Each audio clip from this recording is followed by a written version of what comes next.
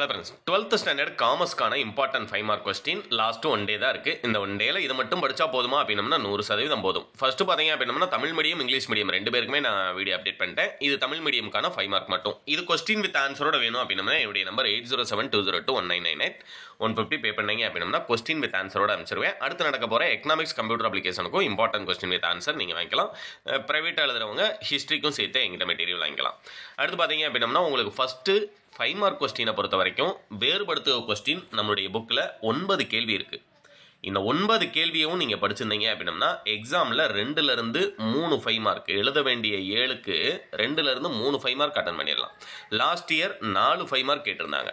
அதனால் எந்தெந்த கேள்விகள் படிச்சிருக்கணும் அப்படிங்கிறத பார்த்துருங்க. முதல் நிலை சந்தை மற்றும் இரண்டாம் நிலை சந்தை இடையே உள்ள வேறுபாடு, பணச்சந்தை மூலதன சந்தை இரண்டிற்கும் இடையேயான வேறுபாடு, ஆட்சேர்ப்பு முறைக்கும் தேர்ந்தெடுத்தலுக்கும் இடையே உள்ள வேறுபாடு, 4வது பணவழி பயிற்சிக்கும் பணவழியற்ற பயிற்சிக்கும் இடையே உள்ள வேறுபாடு, 5வது பாரம்பரிய சந்தையிடுகை எவ்வாறு மின்சந்தையிலிருந்து வேறுபடுகிறது, பாரம்பரிய சந்தையிடுகை எவ்வாறு மின்சந்தையிலிருந்து வேறுபடுகிறது விளக்குக. அடுத்து பார்த்தீங்கன்னா காசோலை மற்றும் மாற்றுச்சீட்டினை வேறுபடுத்துக. இதில் மொத்தம் உங்களுக்கு 5 பாயிண்ட் தான் எக்ஸாமில் எழுத போகிறீங்க.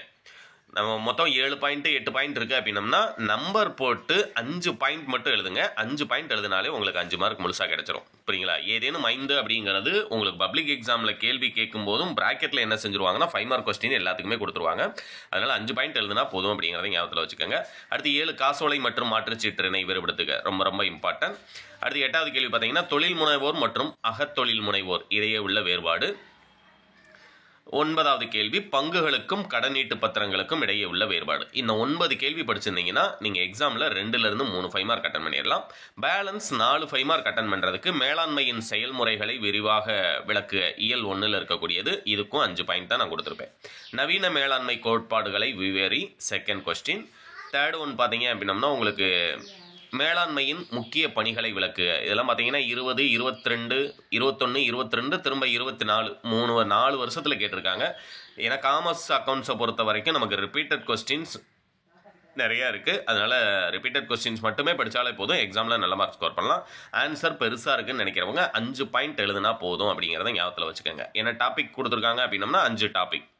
குறியிலக்க மேலாண்மையின் முக்கிய நன்மைகள் முதல் 4 படிச்சிருந்தீங்கன்னா 1 அட்டன் பண்ணலாம். அடுத்து பார்த்தீங்கன்னா விதிவிலக்கு மேலாண்மை, அதை விட இம்பார்ட்டன்ட் அப்படிங்கிறது பல்வேறு வகையான நிதி சந்தைகளை விவரிக்க, அது ஒன்று படிச்சுக்கோங்க.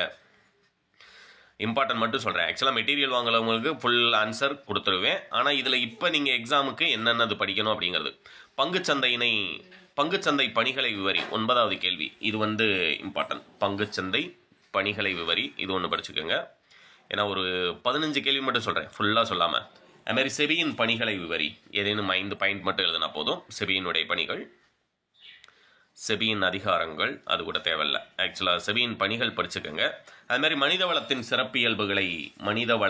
சிறப்பியல்புகளை விளக்குக. ஆன்சரே சின்னதாக தான் இருக்கும், அதனால் ஒன்றும் பயப்பட தேவையில்லை. இதெல்லாம் சிம்பிளான கொஸ்டின், ஆனால் எக்ஸாமுக்கு மோஸ்ட் இம்பார்ட்டன்ட். அதுமாதிரி மனித வள மேலாண்மையின் முக்கியத்துவத்தை விளக்குக 13ஆம் நம்பரில் இருக்கக்கூடியது. ஆட்சேர்ப்பு முறையில் உள்ள அகவளங்களை விளக்குக 14ஆம் நம்பர் கொஸ்டினில் இருக்கக்கூடியது.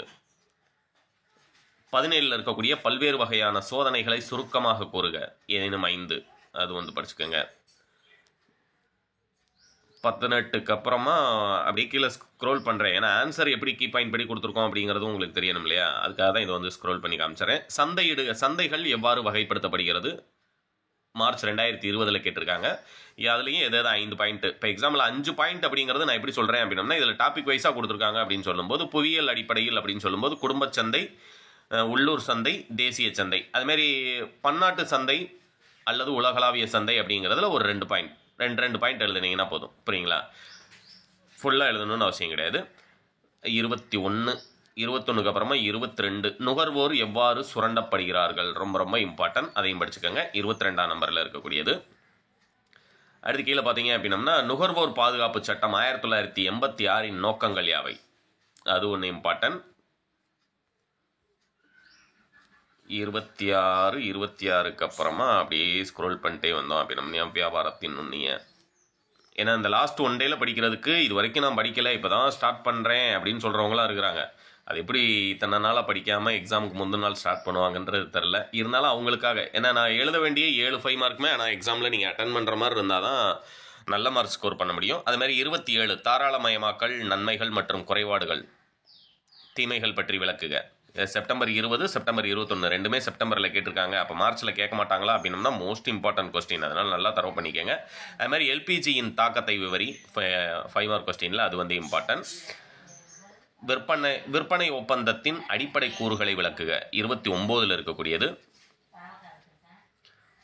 தொழில் முனைவோரின் சிறப்பியல்புகள் யாவை மார்ச் 22லையும் 24லையும் கேட்டிருக்காங்க. தொழில் முனைவோரின் சிறப்பியல்புகள் யாவை அது ஒன்று படிச்சுக்கோங்க. 5 டாபிக் 6 கொடுத்துருக்காங்க, ஏதாவது 5 எழுதுனா போதும். அதுமாதிரி மகளிர் தொழில் முனைவோர் சந்திக்கும் பிரச்சனைகளை விவாதிக்க, இதுலையும் பார்த்தீங்க அப்படின்னம்னா 5 பாயிண்ட். 5 பாயிண்டில் இந்த எக்ஸாம்பிள் கடும் போட்டி அப்படின்னம்னா அந்த கடும் போட்டியில் ஏதாவது 2 பாயிண்ட் வந்து எழுதினா போதும் நீங்கள். அதுமாதிரி ஏதேனும் 5 அரசின் தொழில் முனைவோர் மேம்பாட்டு திட்டங்களை விளக்குக. ஏன்னா ப்ரீவியஸரில் நமக்கு கேட்கல, ஆனால் அது வந்து இந்த வருஷம் மோஸ்ட் இம்பார்ட்டன்ட் அப்படிங்கிறத ஞாபகத்தில் வச்சுக்கோங்க. இது ரொம்ப ரொம்ப இம்பார்ட்டன்ட். கடன் பத்திரங்கள் வகைகள் யாவை? கடன் பத்திரத்தினுடைய வகைகள் 33ஆம் நம்பரில் இருக்கக்கூடியது. அடுத்து 34 கூட தேவையில்லை. 34க்கு அப்புறமா 35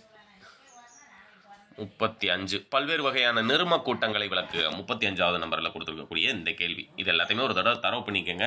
இல்லை டாப் 5 மார்க் கொஸ்டின் வேணும்னு திரும்பவும் கேட்குறீங்க அப்படின்னம்னா 10 கேள்வி. ஆனால் கண்டிப்பாக அந்த வேறுபடுத்துகிற கொஸ்டின் 9மே நீங்கள் படிச்சிருக்கணும். அதுலேருந்தே ப்ரைவேட் ஸ்டூடெண்ட்ஸ் அந்த ஒன்வேர்டில் ஒரு 15, இந்த வேறுபடுத்துகிற கொஸ்டினில் 2 இல்லை 3 கேட்குறாங்க அப்படின்னம்னா இதில் ஒரு 15 30 மார்க்.